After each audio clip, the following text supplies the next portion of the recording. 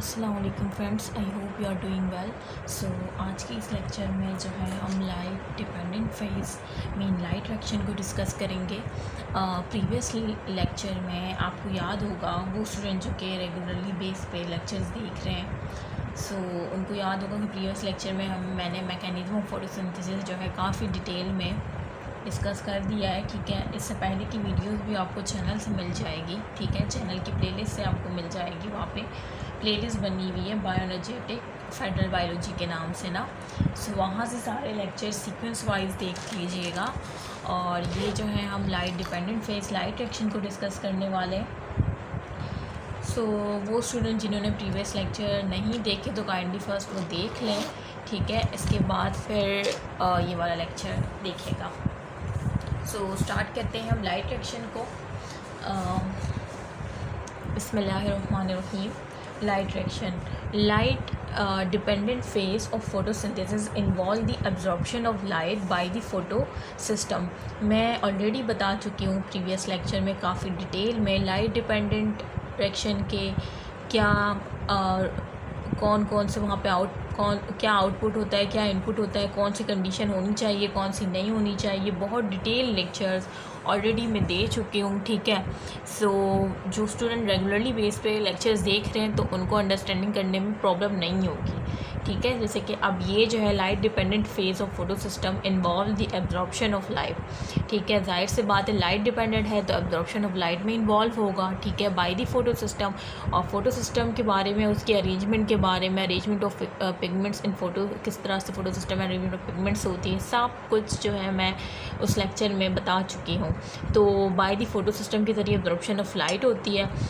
किस तरह से होती है, क्या प्रोसेस होता है, ऑलरेडी मैं डिस्कस कर चुकी हूँ। यहाँ पे जस्ट मैं थोड़ा सा डिस्कस करूँगी। डिटेल वीडियो जो है आपको प्लेलिस्ट से मिल जाएगी। ठीक है, अच्छा, excitation and flow of electron through an electron transport chain. ठीक है, फिर क्या होती है जब एब्जॉर्प्शन हो जाती है by the photo system, light energy जो है उसकी एब्जॉर्प्शन हो जाती है फोटो सिस्टम के ज़रिए। ठीक है, तो फिर क्या होता है फोटो सिस्टम में इलेक्ट्रॉन एक्साइट हो जाते हैं। ठीक है, और फिर वहाँ से स्केप करने लग जाते हैं। तो यही कह रहे हैं, एक्साइटेशन होती है, फ्लो ऑफ इलेक्ट्रॉन होता है through an electron transport chain, एक इलेक्ट्रॉन ट्रांसपोर्ट चेन के ज़रिए। ठीक है, और फिर वहाँ पे क्या हो रही होती है, कीमोस्मोटिक सिंथेसिस ऑफ एटीपी। ये जो है एक पूरा डिटेल इसमें जो है कॉन्सेप्ट है जो कि मैं आपको समझाऊंगी कि किस तरह से वहाँ पे कीमोस्मोटिक सिंथेसिस ऑफ एटीपी फिर होती है। ठीक है, उस इलेक्ट्रॉन ट्रांसपोर्ट चेन के ज़रिए। And reduction of NADP to NADPH, और किस तरह से रिडक्शन हो रही होती है एनएडीपी की एनएडीपीएच, क्योंकि हम जानते हैं we already known in previous lecture. ठीक है, हम जानते हैं, प्रीवियस लेक्चर में हम जान चुके थे ऑलरेडी कि लाइट रिएक्शन की जो प्रोडक्ट है वो एटीपी है और एनडीपीएच है।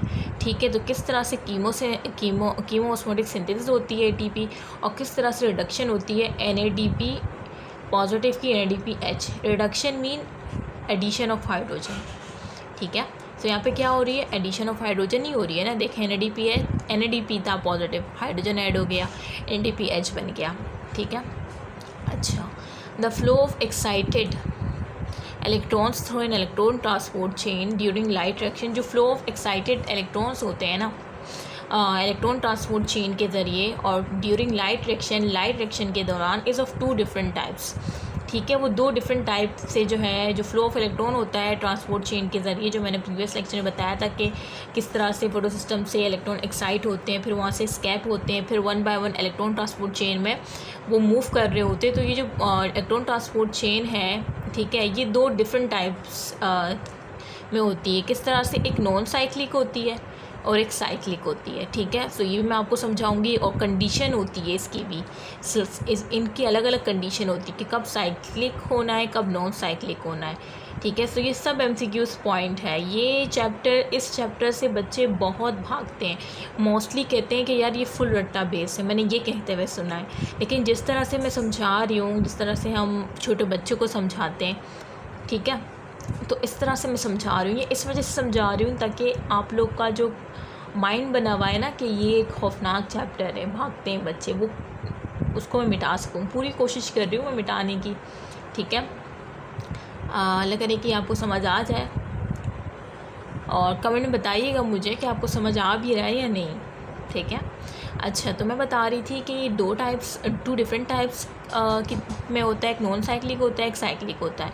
इन नॉन साइक्लिक इलेक्ट्रॉन, अब मैं आपको नॉन साइक्लिक इलेक्ट्रॉन फ्लो बताऊंगी, फिर मैं साइक्लिक इलेक्ट्रॉन फ्लो बताऊंगी, फिर उसकी कंडीशन भी बताऊंगी, फिर ये भी बताऊंगी किस तरह से एमसीक्यूज़ पूछे जाते हैं, कि किस तरह से किस एंगल से, एक एमसीक्यूज़ में डिफरेंट एंगल से आपको बताऊँगी, ठीक है। सो ये वीडियो सिर्फ ना कि इसमें रीडिंग नहीं करवाई जाती, प्लस आपको एमसीक्यूज़ भी बताए जाते हैं किस तरह से आने हैं, किस तरह से किस चीज़ को याद करना है, ठीक है। लेकिन हाँ, मैं प्रॉमिस नहीं कर रही मैं ट्रिक की वीडियो बनाऊंगी, लेकिन अब पहले मैं आपको चैप्टर कंप्लीट करवाऊंगी, क्योंकि मैं रट्टी के ख़िलाफ़ हूँ। अब आपको मैं ट्रिक की वीडियो दे दूँ और आपको फिर उसके पीछे की कहानी नहीं मालूम हो, फिर आप एमसीक्यूज़ में फंस जाए, फिर क्या फ़ायदा उस ट्रिक का, ठीक है। अच्छा,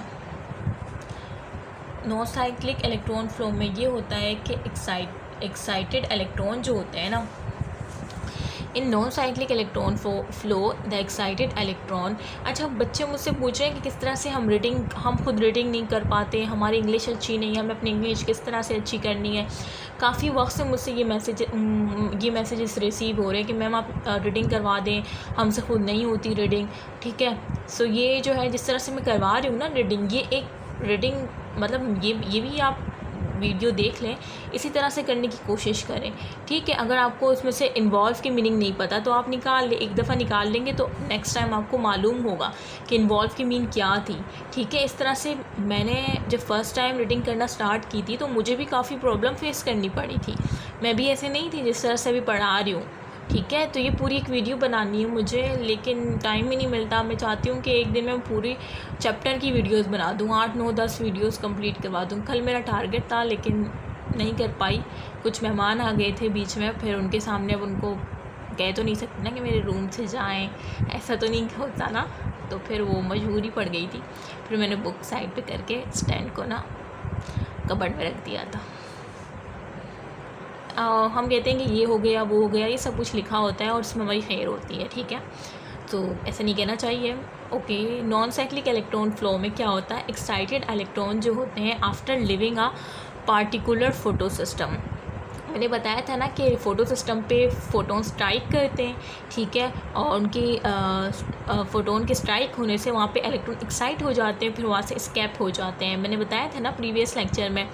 तो यही कह रहे हैं कि जब एक्साइटेड इलेक्ट्रॉन जो होते हैं, जब after living a particular photo system do not come back, ठीक है। जाहिर सी बात है नॉन साइक्लिक में क्या होगा, do not come back mean जो एक्साइटेड इलेक्ट्रॉन होंगे जो कि छोड़ के जाएंगे फोटो सिस्टम को, कोई भी पार्टिकुलर फोटो सिस्टम 1 हो या 2 हो, डू नॉट कम बैक, वो वापस नहीं आएंगे। मतलब अगर वो फोटो सिस्टम 2 से जा रहे हैं तो ये नहीं होगा कि दोबारा साइक्लिक के थ्रू फोटो सिस्टम 2 में आ जाए, नहीं। नॉन साइक्लिक का मतलब है कि वो साइक्लिक चेन नहीं है, वो दोबारा वापस नहीं आ सकते, डू नॉट कम बैक,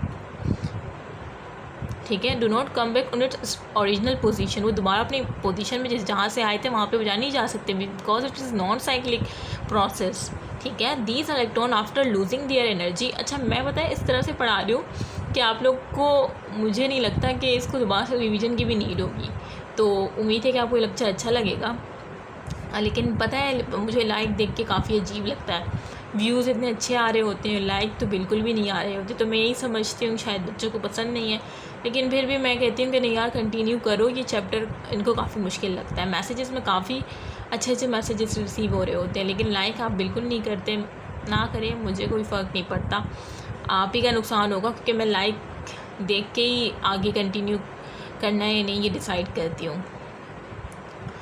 अच्छा, कहाँ पे थे हम कि नॉन साइक्लिक इलेक्ट्रॉन फॉर्म में एक्साइटेड इलेक्ट्रॉन वापस नहीं आते, these electron after losing their energy, और ये जो इलेक्ट्रॉन होते हैं ये अपनी एनर्जी को लूज़ कर देते हैं, ठीक है। Are incorporated into another molecule, और दूसरे मॉलिक्यूल में इनकॉर्पोरेट कर देते हैं अपनी एनर्जी, मतलब अपनी एनर्जी ये इलेक्ट्रॉन लूज़ करके दूसरे मॉलिक्यूल में इनकॉर्पोरेट कर देते हैं।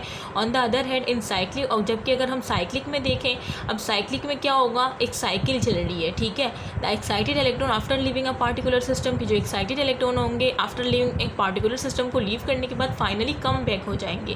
क्या हो जाएगा, दोबारा से वो अपनी उस पर आ जाएगा जहाँ फोटो सिस्टम 2 से अगर फोटो सिस्टम वन से फॉर एग्जांपल निकला है तो दोबारा से फोटो सिस्टम वन को जिस तरह से उसने लूज़ किया फिर वो दोबारा से उसको इलेक्ट्रॉन जो है दोबारा से एक साइक्लिक में चेक के दोबारा अपने फोटो सिस्टम के पास आ जाएगा। तो ये एक साइक्लिक एक साइक्लिक प्रोसेस हो रहा है, ठीक है, to their photo system again, ठीक है। The most important event in light reaction is the production of ATP। So ये अंडरलाइन कर ले, ठीक है, देखिए एरो मैंने लगाया हुआ, इसको अंडरलाइन कर ले, स्टार भी लगा ले कि जो मोस्ट इंपॉर्टेंट इवेंट होता है ना इन लाइट रिएक्शन में is the production of ATP। ये आ सकता है MCQs में।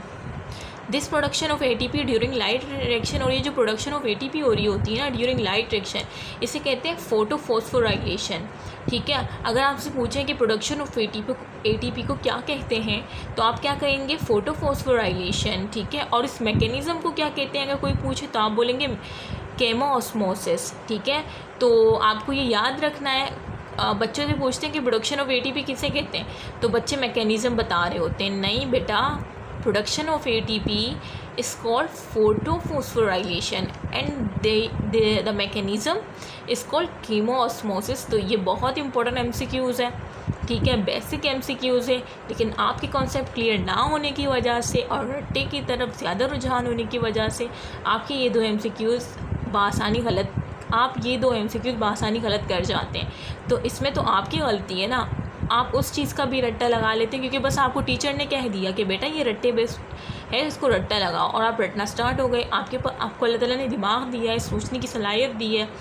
अब जैसे कि काफ़ी चैनल्स हैं यूट्यूब पे, लेकिन मैंने जब फर्स्ट टाइम ये चैनल ओपन किया था तो मेरे पास इतने ज़्यादा सब्सक्राइबर आ गए, इतने ज़्यादा कि मतलब मैं जो है हैरान रह गई। और मैंने फिर जब मैं क्योंकि यूट्यूब इतना नहीं चलाती थी, मैंने देखा कि आज तक कोई ऐसा चैनल नहीं है जो कि इस तरह की रेटिंग कर पाता है। तो स्टूडेंट्स, वो तो मैंने अपने स्टूडेंट्स के लिए खोला था क्योंकि मैंने जब स्कूल छोड़ दिया था तो वहाँ के पुराने स्टूडेंट मुझसे कांटेक्ट करने की कोशिश कर रहे थे और मेरे घर आने की कोशिश कर रहे थे, मतलब कि हम घर आ जाए। घर पे तो मैं मिलती नहीं थी, पूरा दिन तो मेरा बाहर गुजरता था, और रात को जब मैं आती थी तब मेरी अपनी स्टडी होती थी। तो फिर अब वो रात को भी नहीं आ सकते थे, तो फिर उनके लिए मैंने चैनल खोला था। और मुझे नहीं पता था चैनल से कुछ, मुझे चैनल के बारे में A to Z मुझे तो अभी भी कुछ नहीं पता। आपको लग भी रहा होगा मुझे ना इतनी अच्छी वीडियोस कंटेंट जो है, मतलब जैसे बाकी यूट्यूबर्स अच्छी वीडियोस बनाते हैं, उनकी लाइट्स, उनके कलर्स, मुझे ये सब कुछ नहीं आता क्योंकि अभी मेरे पास इसके लिए टाइम नहीं है। मैं तो जस्ट आपको अच्छा कंटेंट प्रोवाइड करने की कोशिश कर रही हूँ, इंशाल्लाह वो भी कर लेंगे बाद में, क्योंकि अभी उसको सीखने के लिए मेरे पास टाइम नहीं है। आप लोग पहले बस बच्चों को अच्छी चीज़ मिल जानी चाहिए। अच्छा, तो ये मैंने जो है आपको लाइट डिपेंडेंट फेस का थोड़ा इंट्रो दे दिया।